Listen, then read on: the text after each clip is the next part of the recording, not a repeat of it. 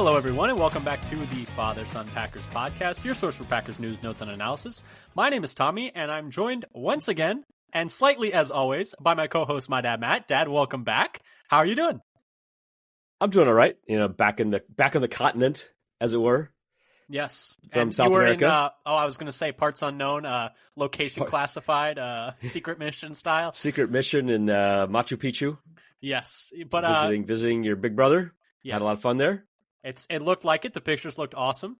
And it looked like you guys had a great time. Once again, thank you to cousin Eli for filling in for you for a few episodes and helping out so graciously with both the Niners game and the Dolphins game. I was figuring, actually, coming off of those 2 wins, maybe we just, let the streak ride. That was my job. It's like I went on IR and somebody came in and replaced me, and I'm never going to get the job back. They call you the Magic Man. But anyway, I thought we might just let the streak ride and just see how long we could take this thing going. What is it, Lou Gehrig? I can't remember the name of the guy who he replaced, who then never got back on the field again. But anyway, you could have said Drew Bledsoe, you could have said Magic Man, you could have said there's on and on, Tyrod Taylor. I mean, you can go on and on and on. Tyrod Taylor added to it like over and over again. Yeah, Tyrod Taylor. But anyway, we are here today to preview the upcoming Thursday night matchup against the Detroit Lions. Packers are 9-3, Lions are 11-1. It's a very big game coming up. A lot of things on the line here in terms of, if the Packers win this game, they're in the thick of the NFC North race. If they don't, they're probably, out of that race. But we'll be here to preview, everything about this. We're going to be talking about, offense, defense, special teams, maybe even a little bit. Before we get to any of that, though, just wanted to pitch a couple of things. If you like what you hear here, please subscribe with this, Apple Podcasts, Google Podcasts, Spotify, YouTube, or all three, leave a comment, leave a review. We'd really appreciate that as well. And then if you want to follow us on Twitter at FatherSonPacker, we tweet out, injury reports for every game whenever we have new episodes out, roster moves, content from other Packers content creators, news from Packers, pressers, et cetera, one-stop shopping for everything, Titletown. Once again, that's at FatherSonPacker. And then before we get to that, just one little piece of Packers-related news. Couple of practice squad moves for Green Bay. The Packers released wide receiver Malik Knowles from the practice squad and signed linebacker Michael Barrett and guard Marcus Hayes. So a couple of moves there. Packers now have a linebacker on the practice squad again. They were briefly without one after losing help me out really quick. The guy from Washington who came here and then was signed by the Vikings to their 53-man roster. Jamin Davis? Jamin Davis, but yes, Davis. pretty much right there. Just a little bit wrong. I had the spelling right in my head. I know, yes, and I never knew how to pronounce it. That was very classic mom of you to get the name just a little bit wrong.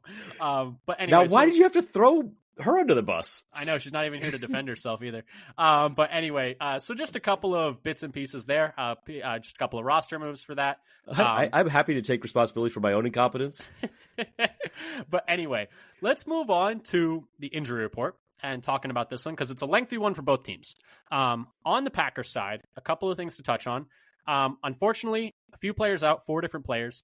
Jair Alexander going to be out in this game, unfortunately, still dealing with that PCL injury. He did practice in a limited capacity on both Monday and Tuesday, but then on the Wednesday walkthrough was estimated as a DNP. Now, I'm not sure if that means he maybe backslid a little bit. I don't know if that's them being extra cautious, but it is something to just keep in mind. He was technically a DNP Wednesday, although it is an estimation, so it's really hard to tell on that one. But Jair Alexander is not going to play. Neither is Corey Ballantyne, so they're going to be a little bit thin at corner again. Edgerrin Cooper, also not expected to play, still dealing with that hamstring injury he sustained a few weeks ago. And then Romeo Doubs, still battling through concussion protocol. Not ideal, given the fact that this is going to be, he was concussed 2 games ago, and so he's going to have missed 2 full games coming off of that. So that's maybe a little bit concerning. Yeah. Hopefully everything is okay. It's more like a week and a half since this is a Thursday game. But that still. is true. Hopefully everything's okay with him. Although I will say, apparently he has at least progressed enough in the concussion protocol to participate in practice in some capacity. He was a limited participant each of the 3 days this week. So there is at least that, just not quite ready to play yet. But Dad, any thoughts on those 4 injuries for Green Bay? Yeah, I was hoping we would get Doubs on like Sunday or Monday, whenever it was. There's some optimism that Doubs and Alexander could play because they're on the field, but we are kind of back to the most likely minimum we could have expected to be available. Yeah, so a bit tough, once again, a little bit thin at linebacker, once again, thin at corner. Going to have to do some shuffling there. You imagine they're going to keep rotating Stokes and Valentine at outside corner. And then you'd have to imagine it's going to be a lot of, Quay Walker, Isaiah McDuffie, and Eric Wilson out there in base. But, keep an eye on all of that and keep in mind, hopefully we'll be able to get them back after, a bit of an extra rest after this Thursday night game. Fingers crossed on that one. Moving on to the Lions side, they are also without an additional 4 players, although they also have a number of players on IR. Unfortunately, they are dealing with a lot of injuries right now, specifically on defense. But in terms of players on the injury report for this game, Taylor Decker is not slated to play. He is their starting left tackle, so that's a big loss for them. We'll talk about that later. Josh Paschal, one of their starting edge rushers now, after, they have dealt with other injuries at the edge rusher position. He is not expected to play in this one. DJ Reader, their starting defensive tackle, really good run defender, is not expected to play in this game as well. And then Levi Onwuzurike, one of their backup defensive tackles, is also not expected to play. So a defense that has been thin in the front 7 already and dealt with a lot of injuries there is dealing with even more this week, Dad. Yeah. So we'll see if how many injuries does it take before their defense actually starts playing poorly. I know it does seem like every injury it hasn't mattered, which is a real testament to Aaron Glenn and that staff, and also the players stepping up in their roles. Yeah, so we'll see. If we're hoping maybe the Packers will be just playing so well, it doesn't matter. Hopefully. But yeah, so that's the injury report. A few names for each team, few key names for each team. Packers corner 1, Lions left tackle 1. Obviously going to be a bit banged up between both of these teams. But anyway, let's move on to the game preview, Dad. And you want to hit us with a few? Well, I'll hit you with a few quick facts about this game, and then you can hit us with a few quick facts about the Lions. This game is going to be indoors in Detroit in the Dome. It's going to be Thursday night, 7:15 Wisconsin time, local time as well. In terms of, where you can watch this game, it's going to be on Amazon Prime. Lions are currently favored by 3.5 points with an over-under of 51.5. That is a high over-under for this game, according to BetMGM, for an implied score of about 27-24 Lions. But Dad, what's been going on with the Lions so far this year? How are they playing? What are they looking like? They've been pretty strong, 11-1, only 1 loss, and that was all the way back in week 2, I think, if I remember correctly, or week 3. They've won quite a few games in a row here. And a bit of a surprise loss as well. That was to the Tampa Bay Buccaneers. The Buccaneers. That was the one. Yeah, they won. They beat the Rams week 1. But anyway, what's been going on with the Lions? Well, yeah, so the Lions have been sort of climbing up the power rankings. They're basically consensus number 1 now by almost all the power rankings. I did a quick look at 10 of them, and they were all had them number 1. But the Packers have also been rising. Those same sites. The Packers average is now up to 5.5. But by just traditional statistics like points and yards per drive stats we like to use, they are second in points per drive on offense and 5th in yards per drive on offense, compared to Green Bay, who is 9th in points per drive and 7th in yards per drive on offense. On defense, they are also second in points per drive, though they are 12th in yards per drive on defense. So they've been holding up in the red zone, it would seem. Yes, they actually have the second best red zone defense by touchdown percent, which I'll talk a little bit about later. I was kind of actually guessing at that. I hadn't actually gone back and looked it up, but that was my initial take on that discrepancy. Green Bay, in comparison, is 9th in points per drive and 13th in yards per drive. So yards per drive, they're actually very close to each other on defense. Yeah. I mean, they're quite a good team. And that does kind of, transition us into the, hey, now play nice section of our programming. And I will say that the thing I was going to say kind of ties in nicely with what you were saying is, man, they are just a really well-rounded team. And when you look at the numbers per DVOA, per FTN Fantasy, I mean, they're second on defense, first against the pass, 4th against the rush. They're 3rd on offense, 9th in passing, 2nd in rushing, and then they're number 1 in special teams. So they're top 10 in any metric that you want and top 5 in 4 of the 5. So they're just such a very well-rounded team. Now, they are a little bit dinged up, so those numbers have taken a bit of a hit in the past few weeks. But I think I saw Aaron Schatz of formerly of Football Outsiders, now of FTN Fantasy, was tweeting that by DVOA, they're a top 10 team of the last 30 years. So they are, probably as close this season as we have to a true juggernaut team. Now, I don't think we necessarily have a true juggernaut team overall in this season, mostly given the injuries the Lions have sustained, although they haven't slowed them down so far. I mean, they keep winning games. But I would say they are, I think, overall and by far the most well-rounded team in the league. Elite on offense, elite on defense, elite on special teams, and they just keep winning. Right. Right. Run, pass, both sides of the ball. Yeah. I mean, they're just really tough. But if you had to say a nice thing about the Lions, what would it be? Because I know you struggle with this. I know you struggle with saying nice things about the other team. But what would you say? I could skip it if you really want me to. I mean, if you really want to, you seem to be pushing me to skip it entirely. I think you're projecting. But anyway, what do you have to say about the Lions? So I kind of went with an oldie but a goodie for the Lions. Their offensive line, especially the run blocking. It's the engine of their team. That line is really, really good. They're best in the league in adjusted line yards by DVOA from FTN Fantasy, fourth in power success, and first in stuff percentage. So power success is short yardage situations, and stuff percentage is how low your rate is of having, gaining 0 yards or getting a loss. Interesting, their passing pass block is not quite as good. They're only 11th in adjusted sack percentage by DVOA. They're also third best in PFF's run blocking grade.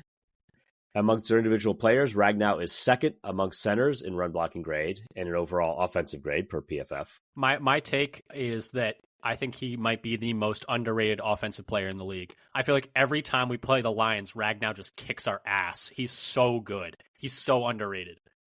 We've had, I think, for a couple years now, when asked, what player would you take from any NFC North team? And for about 3 or 4 years now, it's always been Ragnow. I mean, my thought is that that's the reason they picked Josh Myers over Creed Humphrey.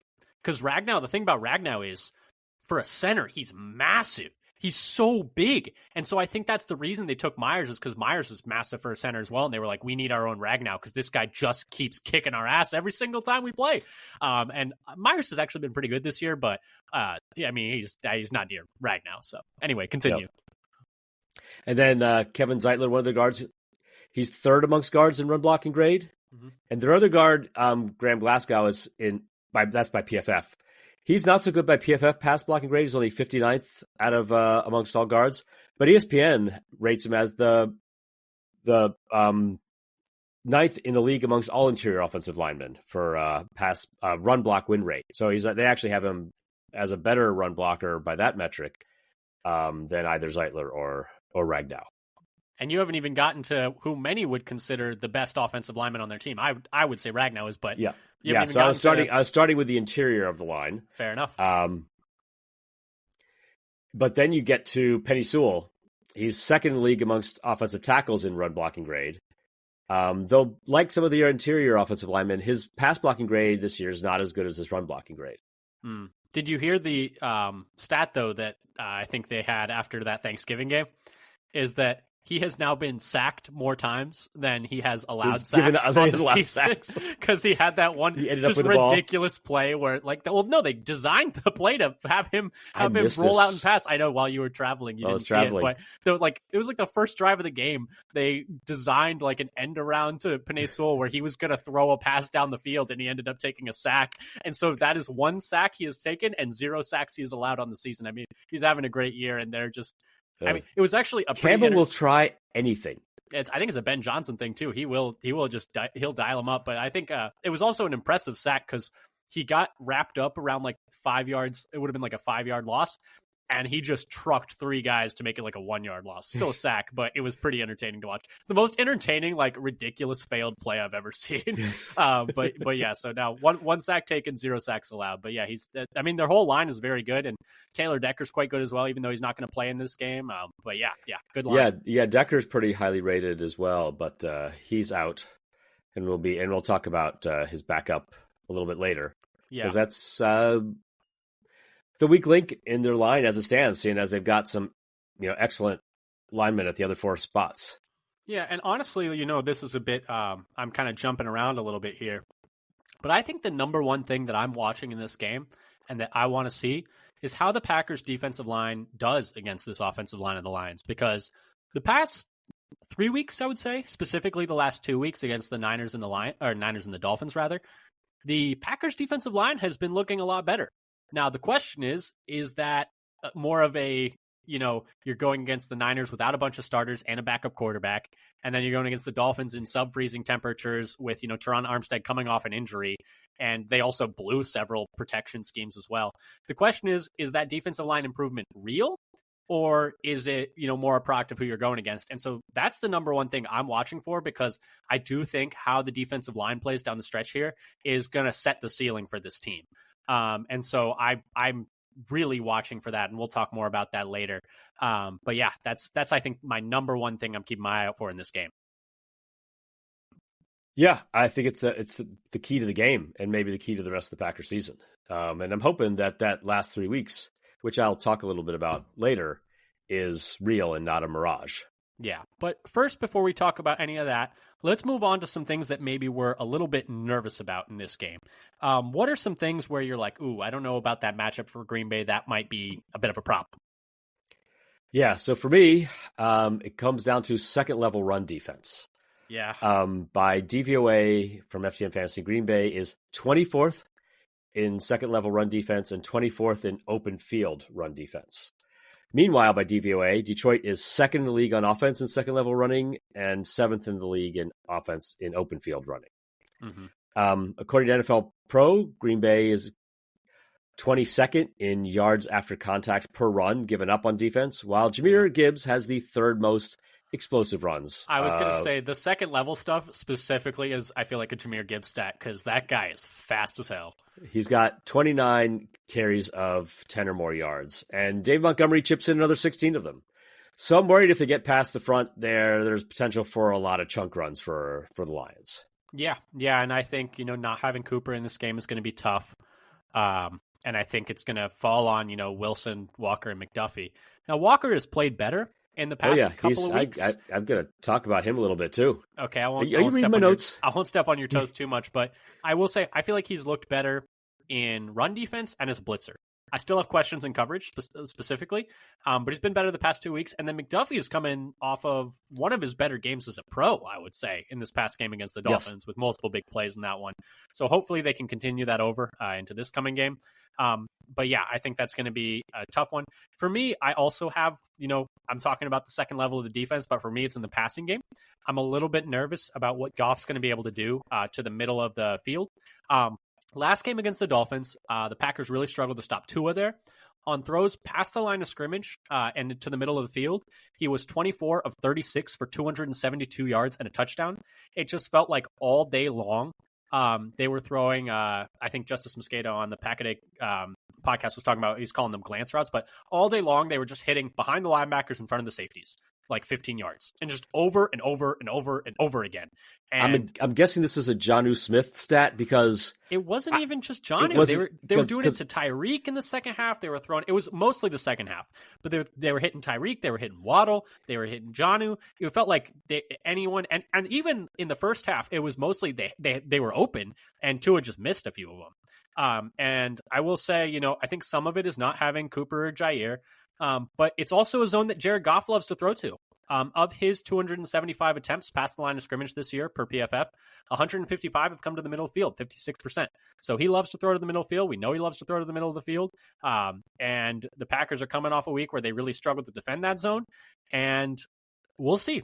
But that is something that I'm a little bit worried about, specifically with Jair out, specifically with, probably going to have to match up Javon Bullard one-on-one with Amon-Ra St. Brown a lot, which feels like an advantage to the Lions. Specifically going to have to find a way to match up a linebacker on Sam Laporta, which feels like an advantage for the Lions. I think it's going to be a little bit tough guarding that middle of the field, especially coming off a week where they struggled there. Yeah, the Packers' struggles against tight ends makes me worry about Laporta specifically. Yeah, they're just going to have to find a way to tackle him, because I'm most concerned about his run after the catch ability. But obviously I'm concerned about it in general, because we're coming off. I think tackling, they've done better recently it's been as better. well. But I will say, coming off back-to-back weeks where they didn't stop tight ends very much. Now, I have some accident forgiveness for the Jonnu Smith one. I was talking to Eli about this on our last episode, where it's like, the Jonnu one I get, because you're focused on taking away Tyreek Hill and Jalen Waddle. It's like, okay, like, if you're going to be like, okay, if Jonnu beats us, Jonnu beats us. The Niners one, it's like, who are they going to pass it to besides George Kittle? And you just left him open all the time. Not ideal. And I will confess that I was probably a little bit more irritated about the Jonnu Smith thing than I would have otherwise been, because he was playing against me in fantasy. It's like, why are they letting this guy rack up all these points against me? Well, did you hear about how my fantasy team absolutely just soiled itself? I missed this. So I had the lead. Sorry, listeners, you could skip this part. But I had the lead, and I had a 1-point lead as the Tampa Bay Carolina game was ending, and then it went to overtime when it really shouldn't have. And then Carolina got into field goal range and was about to kick the field goal, and then Chuba Hubbard fumbled, and then the Tampa got the ball back, ran it with Rachaad White for no reason, got like 30 yards. They gained the lead on me, and then I'm down 2 points going into Sunday Night Football. I'm down 2.8 points or something like that going into Sunday Night Football. I have George Kittle, 1 catch, 7 yards. I lose. I'm knocked out of the playoffs. I can't make the playoffs anymore.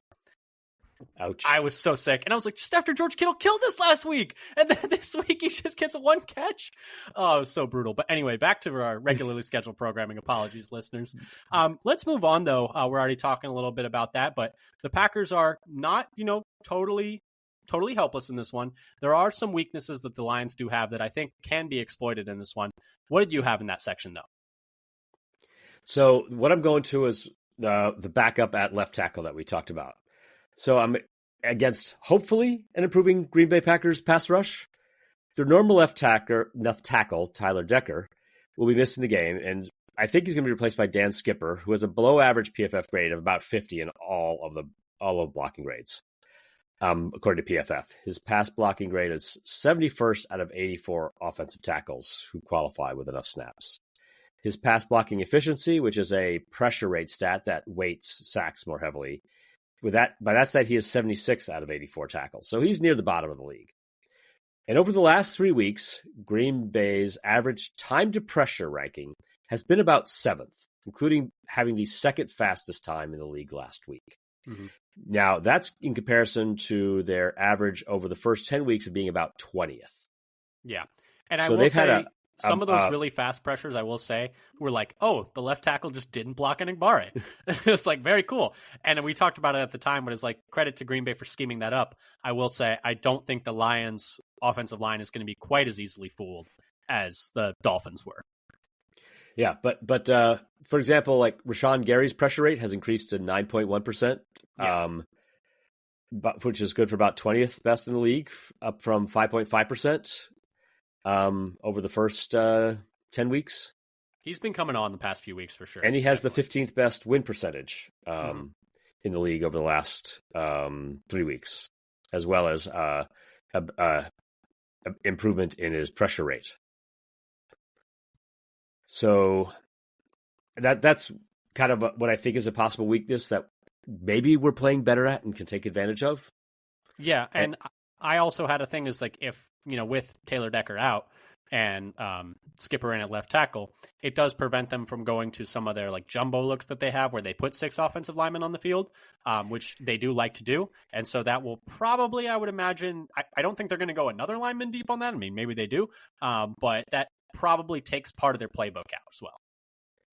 Yeah, unless the refs take it out by ignoring him like they did against the Cowboys. The Cowboys, that was funny. But no, yeah, their offensive line, it's an absolute machine, but you are taking a piece out of it, and left tackle is generally considered to be the most important piece. So that is definitely something to keep an eye on. And the Packers D-line has looked better recently. The thing that I have as a weakness of the Lions that I think the Packers can attack is on defense, we already mentioned it, but their front seven has just been decimated by injuries. They're going to be without 10 different defensive linemen in this game, including both starting edge rushers, both of those edge rushers backups, and then their starting defensive tackle and the next 2 backups after him. So their defensive line is really, really thin. They did bring in Zadarius Smith, though, to help out with their pass rush, and he's been really good for them. He wrecked the Bears last week. He had a bunch of pressures in that game, so he's going to be a handful to deal with. But so on the D-line, they're going to be struggling there. And then they're also going to be without 4 of their top 5 inside linebackers in this game, including Alex Anzalone, who normally wears the green dot for them. So they are really struggling up front in the front seven. And I think in the second half of last game against Chicago, you could really see it beginning to toll on them. Normally, they're a very good run defense, negative 0.17 EPA per carry allowed, which is 4th best in the league. Just a 33.9% rushing success rate allowed, which is 3rd best in the league. But last week in the second half, which, admittedly, this is a very small sample size, But they went from that to allowing .007 EPA per carry allowed, which would be 29th over the course of the year against a Bears offense that's just 18th in EPA per carry. So against an average run offense, they really let them get a few different explosives and move the ball.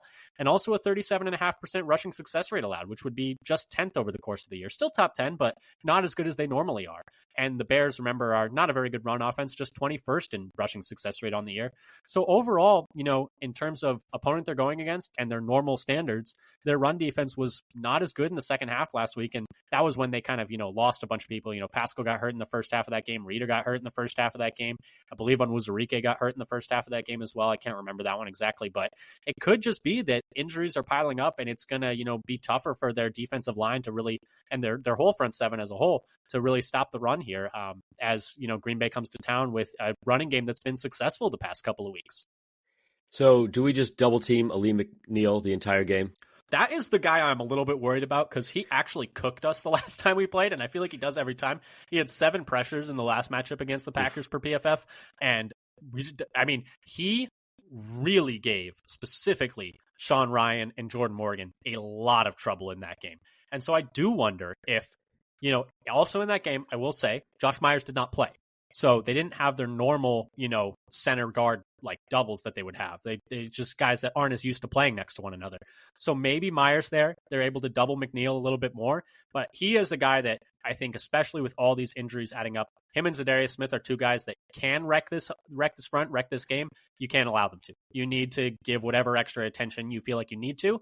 And if the other guys beat you, you just, tip your hat, and maybe at halftime you make adjustments. But I think coming into the game, like you mentioned, do need to double McNeil a good amount, do need to give extra chips and attention to Zadarius Smith. They've been walking him over the center a lot.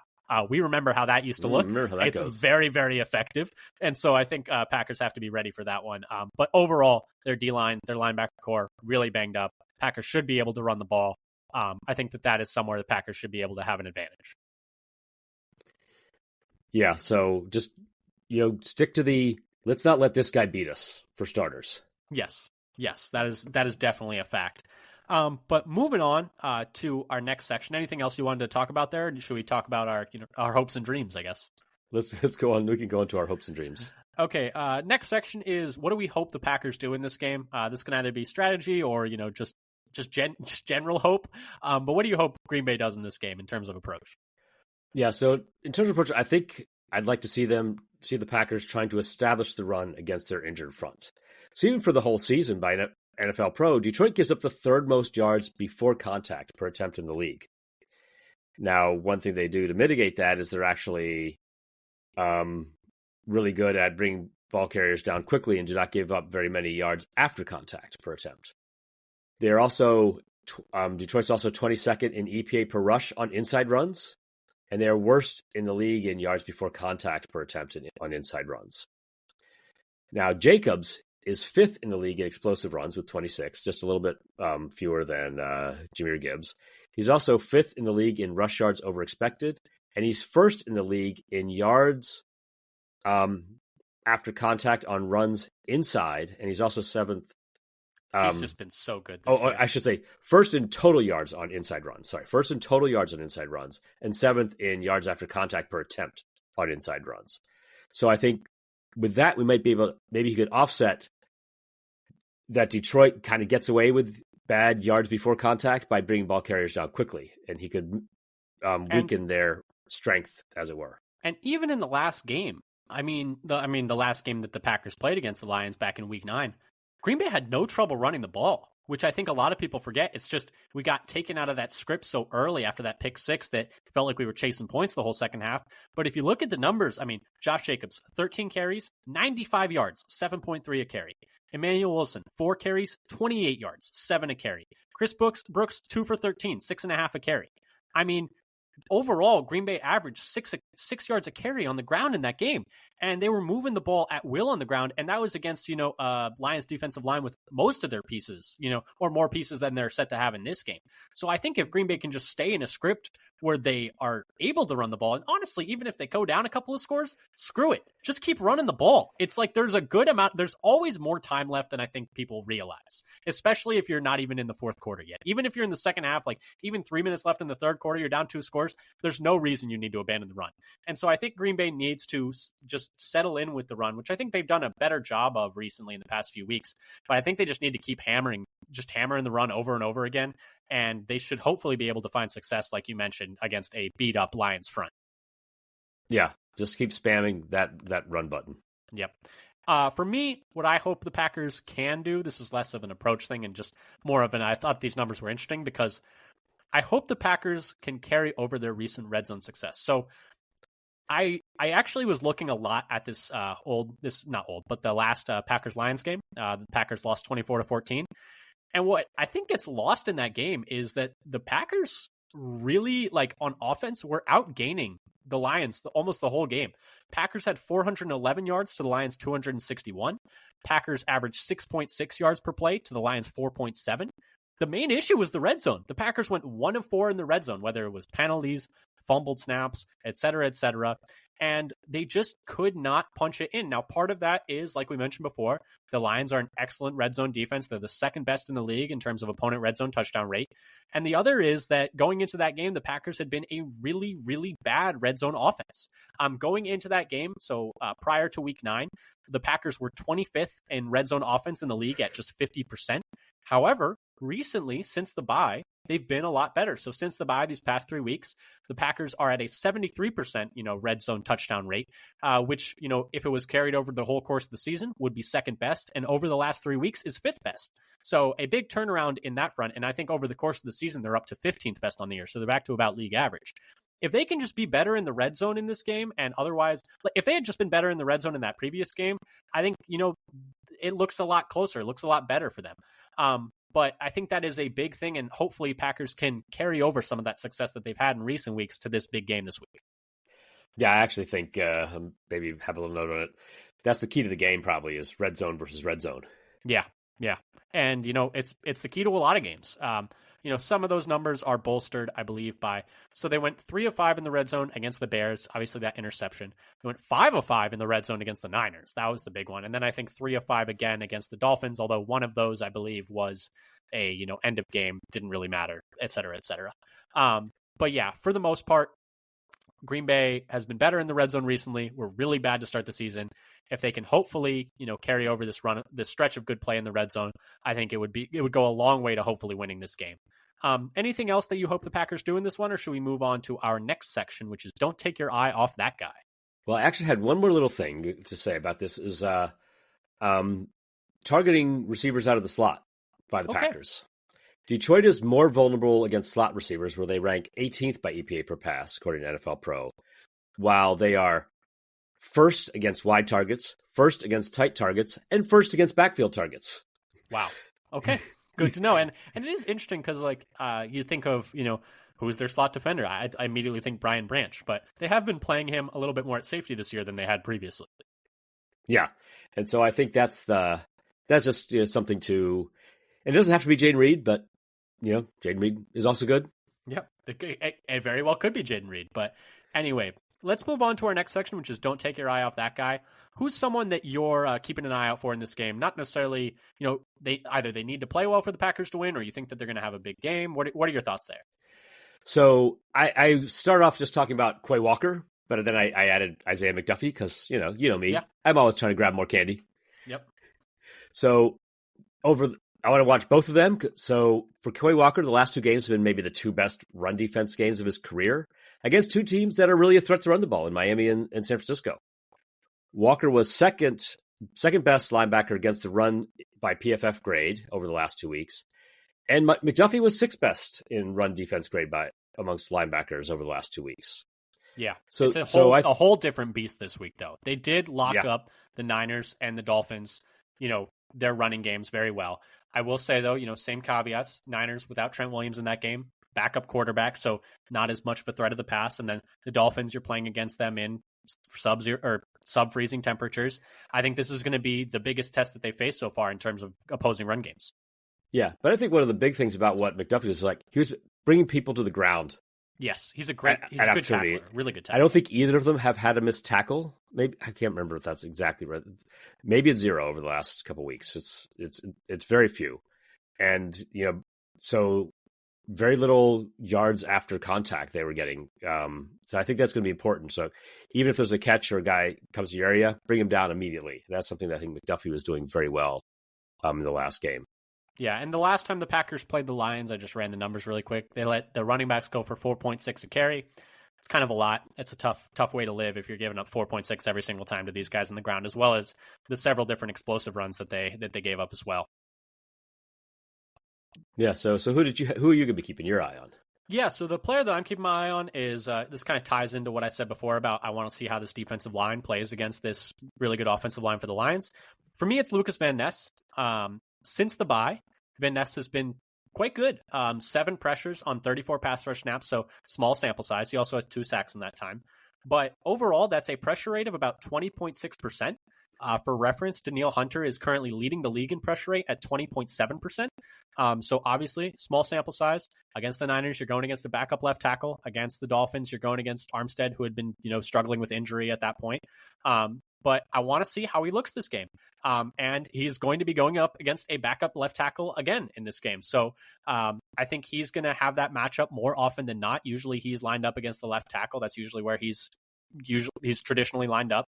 And I think I want to see what he looks like in this game because he's kind of come onto the scene post-bye.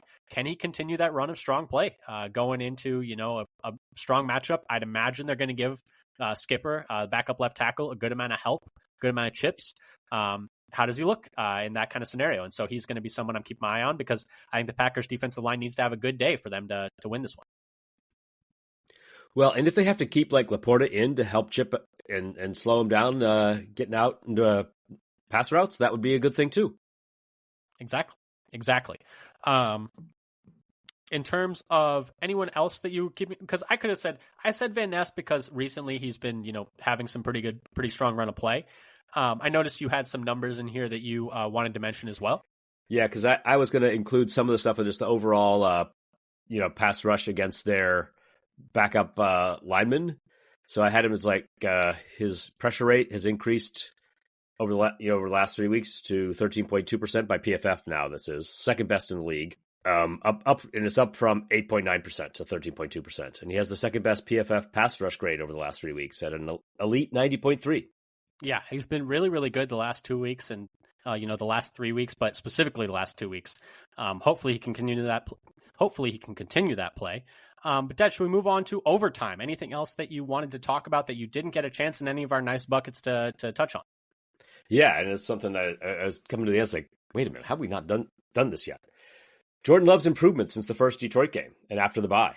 Yeah, he's been better since post bye for sure. Yeah, so over the last three weeks after the Detroit game and the bye, Love is first in the league at 10.3 yards per attempt and has 5 touchdowns, only 1 interception, and a completion percentage of 69.1%. That's compared to the first 9 weeks where Love only had 7.8 yards per attempt, so 2.5 yards less per attempt, and a only 61.3% completion percentage, so almost 8 percentage points lower there. And his touchdown to interception ratio was 1.5 to 1 instead of 5 to 1. Well, you know what it is, Dad. You know why this is happening. It's the power of Toyotathon.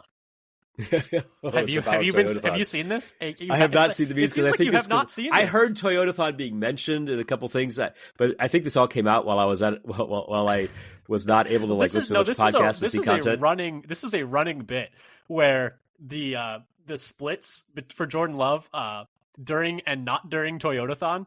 I think it's mostly because Toyotathon runs from like last year. I think it runs from like when the bye week was to like through the first week of the playoffs, I think. And so his splits with and without Toyotathon are just insane.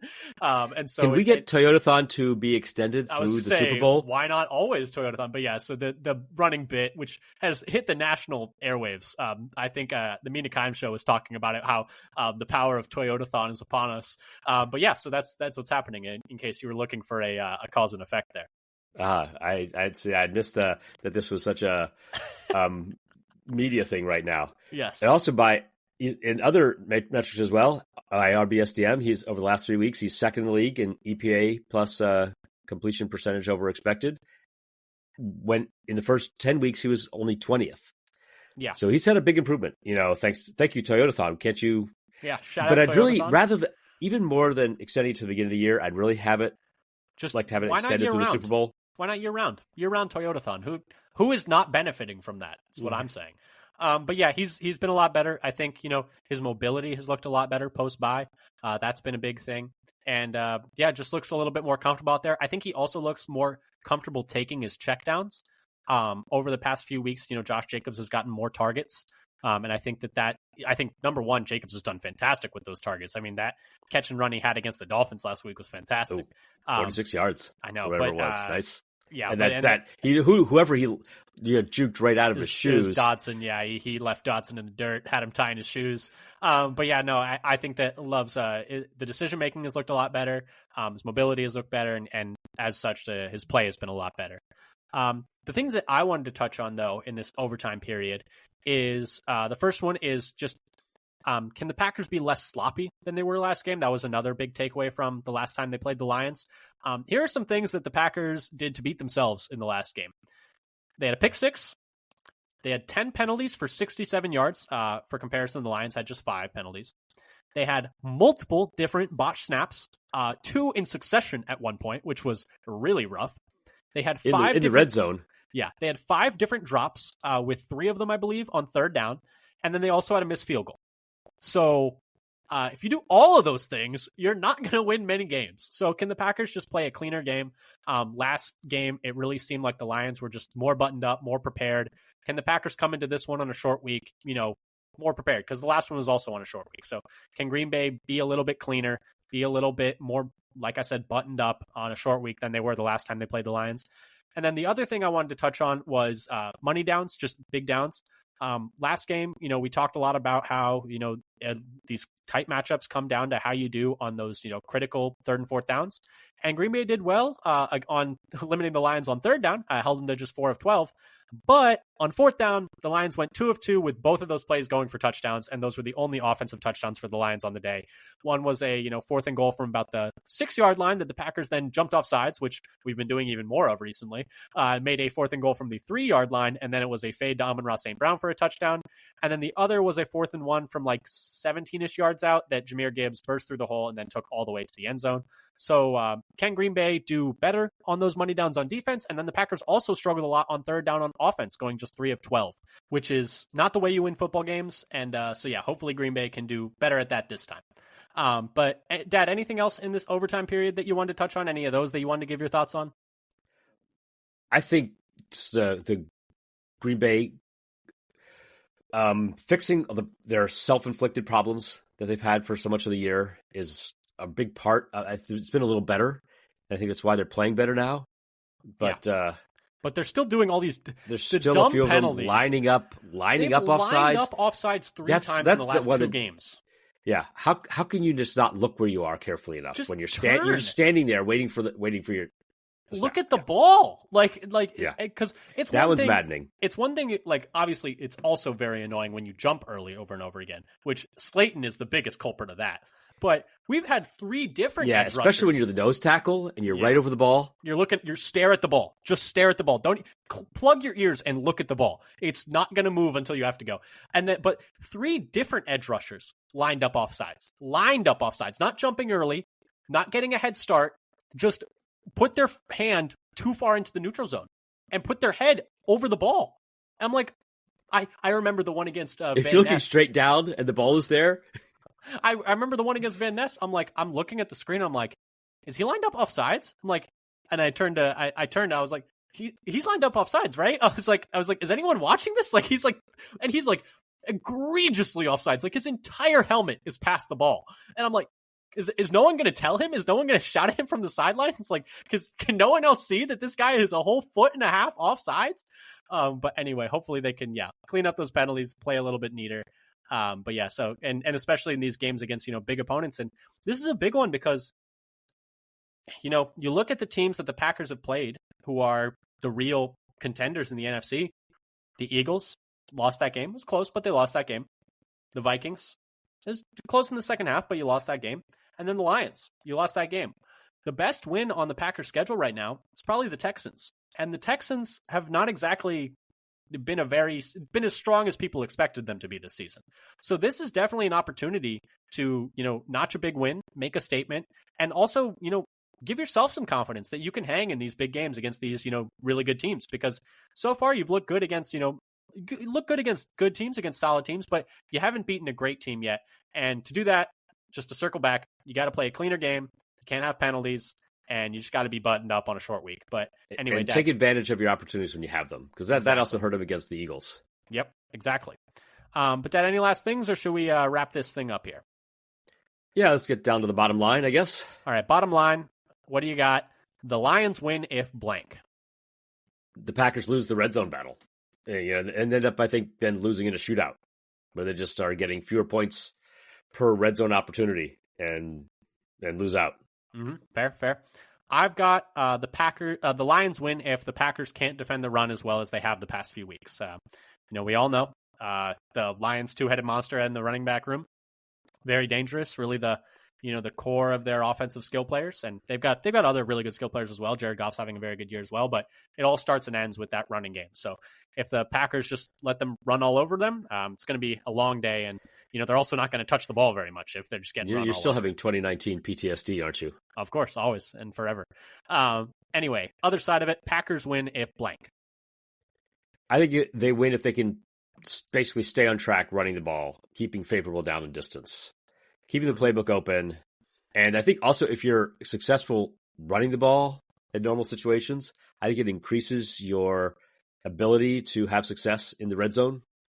Yep. Yeah, definitely 100%. And, they've struggled at times, even when they're running the football well, to run in short yard situations. Yes. I just think back to that Dolphins game where, you have 3rd and 1 and you lose 3 yards on a run up the middle because you just get and then you don't even bother to go 3rd and 4th because now you've backed up. Exactly. And also I think it was 2nd and goal at the goal line where, they run it up the middle and the D tackle immediately beats Elton Jenkins through the line, but thankfully he goes after Love instead of going after the running back, so it's still a touchdown, but you allow immediate penetration there as well. Just got to be a little quicker off the ball on offense.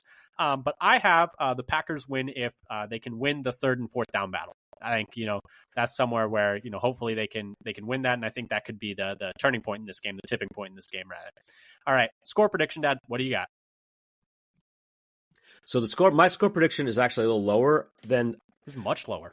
Yeah, 21-17. Because one thing I think might happen in this game, even though it's going to be kind of offensive success, I don't think there can be that many possessions in this game. Fair. I think it's going to be a lot of running clock with completed passes and run plays. So I think there actually will be a reduction in the number of total possessions. So I'm going for a lower score than most. Yeah, maybe the over under. Maybe it's gonna, and maybe I'll look like an idiot. It's gonna be like 40-38. But that's I'm going a little low at 21-17. I was gonna say that's only a total of 38, and the over under is 51.5. So that's 2 scores down. That's quite a bit. I have Packers 28, Lions 24. So we're hitting the over just barely. I think it's going to be a high scoring affair, and hopefully the Packers come out on top. But anyway. Any last things that you want to say to our audience, Dad, before we wrap things up here? No, just one more thing. Yep. Which is? Go Pack Go. Yeah, you jumped the gun. I need to do a couple of pitches first. If you like what you hear here today... I can say it again. That's true, you can. Hey, you can say it as many times as you want. If you like what you hear today, please subscribe, whether that's Spotify, Apple Podcasts, YouTube. Leave a comment, leave a review, tell a friend. We'd really appreciate it. Follow us on Twitter at FatherSonPacker. Tweet out whenever we have new episodes, roster moves, injury reports, pressers, etc. One-stop shop and everything, Titletown. But once again, thank you so much for listening. We really appreciate it. We'll be back with a post-game after this game, hopefully after a Packers win. And until then, go Pack Go. Go Pack Go.